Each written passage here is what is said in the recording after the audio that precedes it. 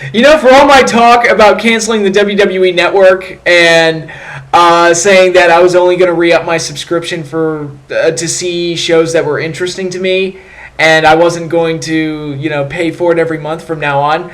It's like immediately after I said that, I canceled my subscription, and then we head into July, and it's like, oh, we've got this special show in Tokyo that we're going to do with Finn Balor versus Kevin Owens for the NXT title, and Brock Lesnar's going to make an appearance there as well.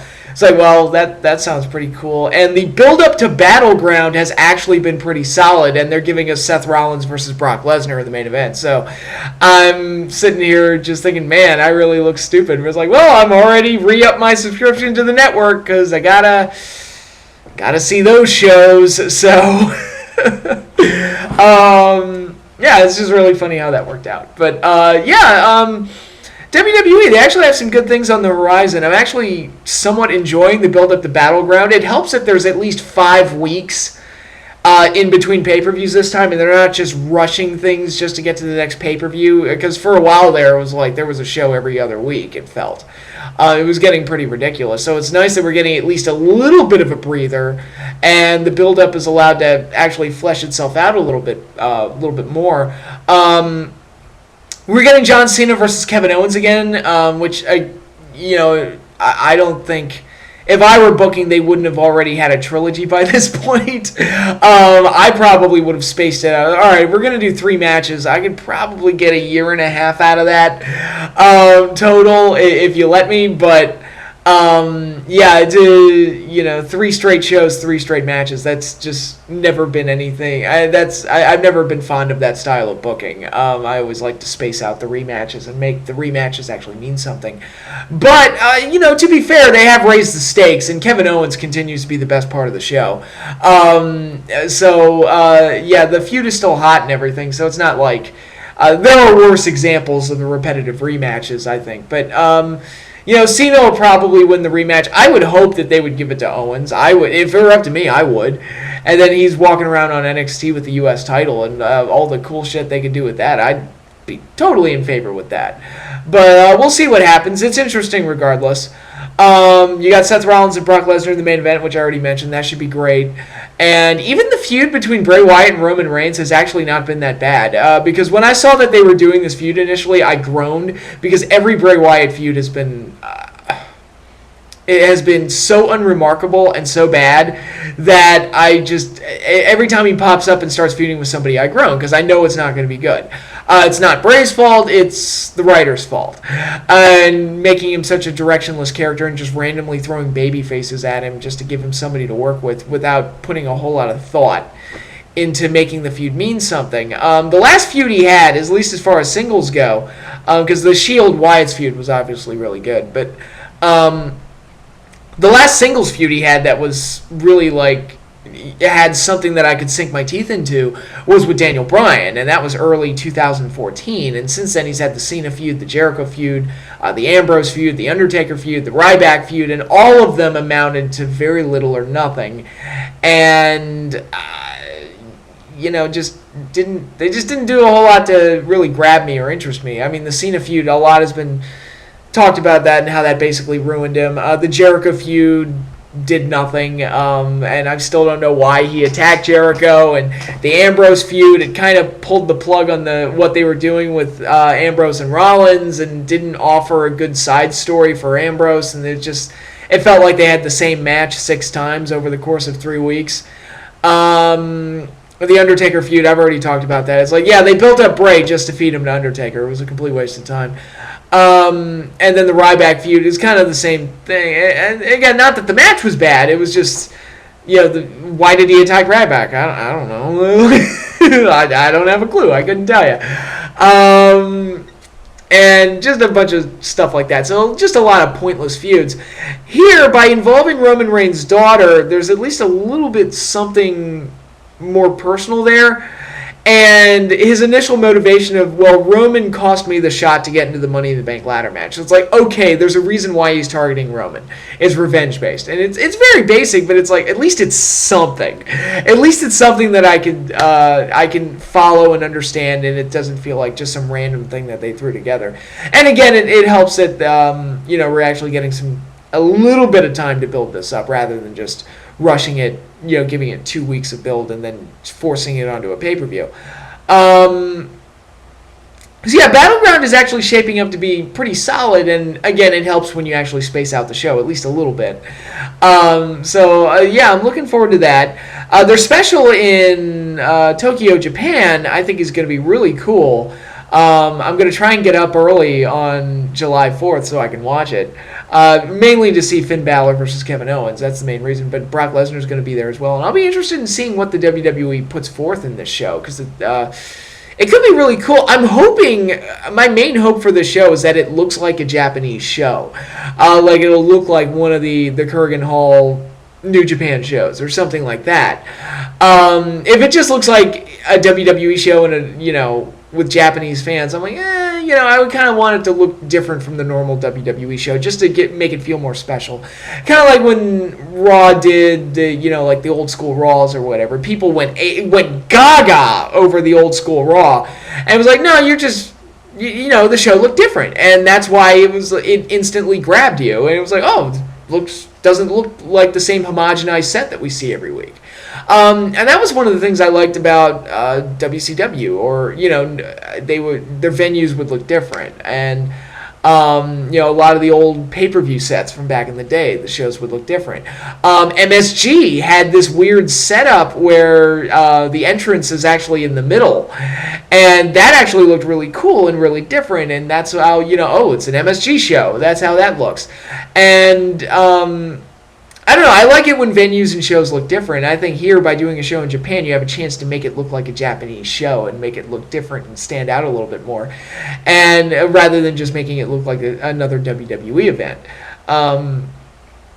Here's hoping. It was just something aesthetically different to make the show stand out. I think it would be really cool. But regardless, I'm sure the show will be really good, and I'm going to enjoy it. And here's hoping. Again, I mean, they got Balor and Owens, so that alone is worth getting up for. So WWE, they got some cool stuff coming up July 4th weekend. I am definitely looking forward to July 4th weekend. I'm getting a 3-day weekend, so I'm going to have a blast. I'm not going anywhere. I'm not traveling. I'm probably just going to spend July 4th with the folks, but I don't care. I need that 3-day weekend. It's kind of a carrot that I'm holding in front of myself because work's been getting kind of crazy lately. But July 4th, it's actually going to be a big weekend for wrestling in general, because speaking of Japanese wrestling, that morning, the morning of July 5th, we're going to get New Japan's Dominion show, which has AJ Styles versus Okada in the main event for the IWGP title. So that should be very, very cool.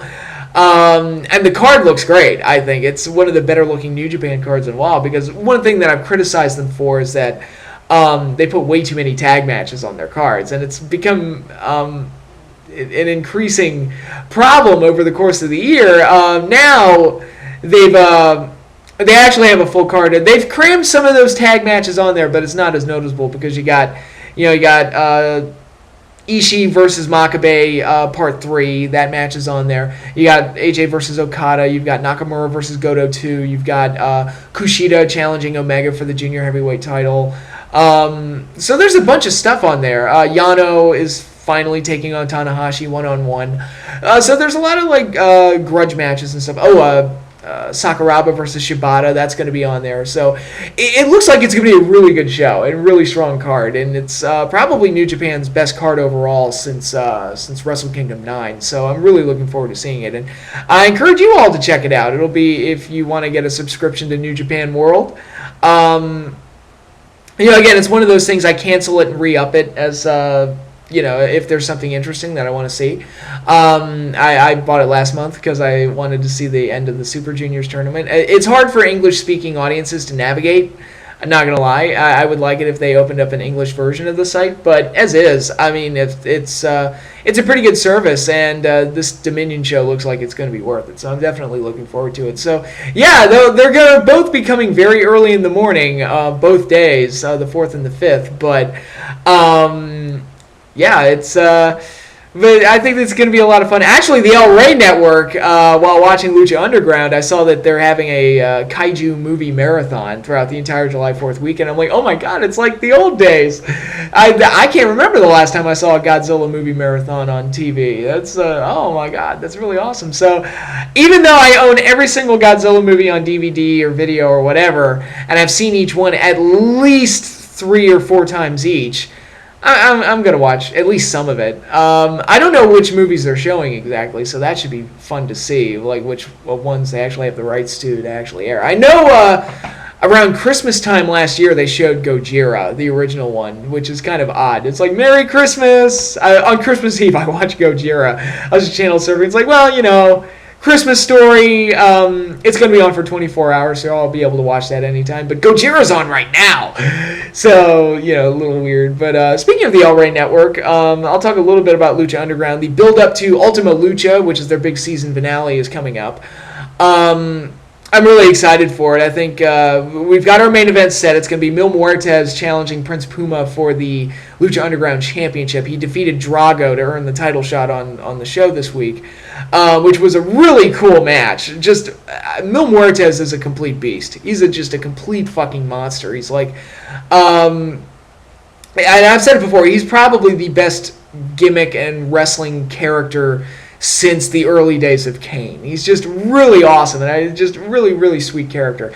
Now, they did a backstage segment, and you know, much has been said about these cinematic scenes that Lucha Underground does, and they've been given a lot of praise. This one didn't come off so well because they put in some cheesy CGI special effects on the Disciples of Death, who were like Mil Muertes' followers, and it looked really silly and really unnecessary to put the effect there. It's like, yeah, don't do any of that, like Power Rangers, Captain Power and the Soldiers of the Future, which anybody who remembers Captain Power and the Soldiers of the Future, you get a cookie, and we need to become best friends immediately. But you know, any kind of special effects like that, you don't need to do that. Just stay with the camera work and the presentation style. Don't worry about adding like cheesy lightning special effects or anything like that. That's completely unnecessary. But other than that, yeah, Ultima Lucha looks like it's going to be very good. I love the main event. You're getting Johnny Mundo, that's John Morrison for the WWE fans out there. He's taking on Alberto El Patron, that's Alberto Del Rio. That should be a really good match. It looks like we're going to get Vampiro versus Pentagon Jr. Love the feud. I don't know what kind of shape Vampiro's in or whether or not he can have a match, but the feud's been very good, so at least my interest is there. I just hope that Vamp can deliver when they actually do the match. And it looks like we're going to get the Trios title, Son of Havoc, Ivelisse, and Angelico defending against the Disciples of Death. That looks like it's coming. We're probably going to get Hernandez versus Drago. There's a lot of shit going on. I don't know if they're going to be able to do it all in 2 hours of one show. It looks pretty stellar, but looks like it's going to be pretty crowded. But we shall see. Yeah, it looks like they're going to end their season with a bang. Now I hope we get some kind of an announcement for season 2 soon, because you would think at this point it's like, all right, their season finale's coming up in August. They've got to like start planning for season 2 at least and start filming or something. And as far as apparently the talents don't know, and nobody really knows yet whether or not we're going to get a season 2. I want a season 2. I love the show. I want to see more of it. So please, let's get a season 2. Let's make that happen. Again, fingers crossed, here's hoping. It would be a shame if we lost Lucha Underground. It's like, critically, I mean, if everybody I've talked to that's watched it has liked it. And it gets a lot of critical praise from the wrestling fan base and the wrestling media. It just doesn't have the widespread recognition that the WWE brand does, or even like the TNA or the Ring of Honor brands do. It doesn't have that.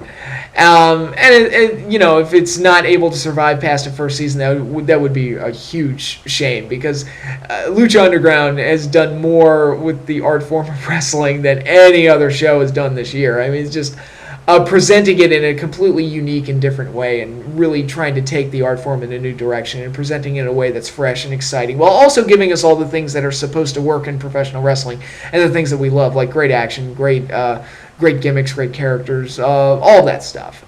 So, I hope Lucha Underground comes back for a season 2, but here's hoping. Speaking of the other shows, I mentioned TNA and Ring of Honor. They also happened on Wednesday night. TNA had their biggest show in a long time. Jeff Jarrett made a special appearance and made his return to TNA and said that he's going to be wrestling in a King of the Mountain match at Slammiversary, which, looking at the card for Slammiversary, that show looks so... okay, it's weird because all the title matches feel like that they're next week, or they were this week because we got a new X Division champion on this show. It's Tigre Uno, and for those of you that care. And it's like, well, why the fuck should I get the pay-per-view? All the cool shit is happening next week, or all the stuff that's supposed to matter is happening next week anyway. EC3 versus Kurt Angle for the title, the finals of the Best of 5 tag team series. So why should I even bother ordering the pay-per-view? It's like, you look at the card, it's like, all right, Austin Aries versus Davey Richards is one of the matches. Not a bad match on paper or anything, but it's like it's a cog in building towards the finals of the Best of 5 series. Like, shouldn't the finals of the Best of 5 series be at the pay-per-view? I don't know. Maybe that's just me. I'm just weird. I don't know.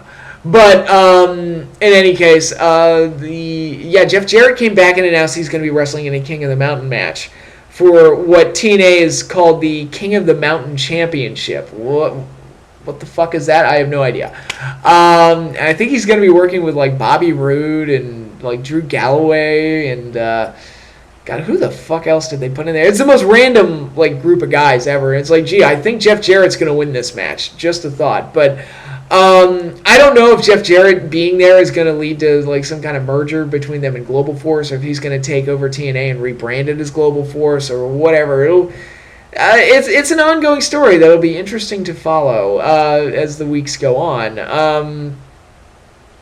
But I thought the segment, Jarrett's speech and Karen's speech all came off well. I mean, they all. They were both obviously non-scripted, and they were just speaking from the heart, basically. And it really, it was heartfelt, and at least it was one of the best things TNA's done in a dog's age. And the rest of the show actually had more of a spark to it because guys were just returning left and right. Matt Morgan came back. Vader had a match.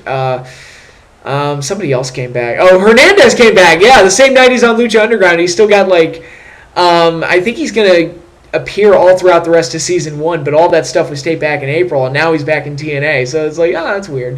But it was kind of a return-a-thon on Wednesday night. And I have to say, the Full Metal Mayhem match between the Dirty Heels and the Wolves was actually a pretty good match as well. So better than usual TNA show. There was at least shit to talk about that was worth actually talking about and mentioning. It still doesn't make me any more excited for Slammiversary. If anything, I think the show made me even less excited because when I got what the full card was, it's like, well, why should I even bother buying the pay-per-view when I can just watch next week's Impact and get more for nothing. So it's like, whatever. But anyway, Ring of Honor also happened, although there's not really a whole lot to talk about on that show. I thought that this show was going to be the first one after Ring of Honor's last set of tapings, and this week's show they were going to start with the stuff that they've taped for Destination America. Apparently they had one more show that was a holdover, so we didn't get a follow-up to Best in the World. We didn't get any kind of follow-up or even a mention of Jay Lethal as the new Ring of Honor champion. And it felt really, really strange. It felt like a really odd show to air. After last week's show, you had the big contract signing, and then you had the Best in the World pay-per-view, and then your first follow-up to that is this kind of random show that didn't advance anything or didn't really do anything. And it was like, that's kind of strange. But this was the last show they had in the can, and I guess next week is when we're going to start seeing the stuff filmed for Destination America, and or the new material filmed since the move to Destination America. So I want to see what Ring of Honor is able to do after that. I mean, not that this week's show was bad. You actually got a pretty good match between Nakamura and Roderick Strong. But it felt like a New Japan tune-up show because you had Roderick Strong versus Nakamura. You got Michael Elgin versus Gato, which was Michael Elgin won, which is the only match where the Ring of Honor guys won. And then the main event, it was the Kingdom it was the Kingdom and Okada versus AJ Styles and the Young Bucks. And it just felt like a big preview for Dominion. Really, it didn't feel like it was a continuation of any Ring of Honor storylines or anything. It felt like a big preview for what was to come at Dominion. And I wish I didn't see the match because I felt like they gave away too much of Okada and AJ wrestling each other. It's like, no, I wanted to kind of keep that fresh and keep me excited for the match. I'm still excited for the match. I'm just wish I didn't see them wrestle each other so much in this 6-man tag main event. But in any case, it is what it is. I'm not going to be too upset over it. So Ring of Honor, next week's show should be very interesting depending on how they, how this goes. And actually, I think the show's probably already aired. I don't know. I don't know Ring of Honor's taping schedule. So hopefully we start seeing something big or something good soon. And I'm really excited to have Lethal as champion. So that should be give them a cool new direction and give them some stuff to work with. So yeah, a lot of good stuff to talk about in wrestling this week. Yeah, not a whole lot of negative. I'm kind of like, yeah. I mean, the biggest thing I shit on was Slammiversary, but I think we all knew that was going to be a waste of time. But yeah, it's a lot of good stuff to talk about. And like I said, next weekend you got WWE's big show in Japan. And you got New Japan's Dominion. So if you're looking for something to do on July 4th weekend and you're starved for some wrestling material, there's 2 recommendations right there. I think both of those shows are going to be worth checking out. So that is all I have for now. I might have a video at some point next week before the holidays. If not, hope you all enjoy your July 4th weekend. Should be a blast. But until then, I'm done. So peace out, everybody.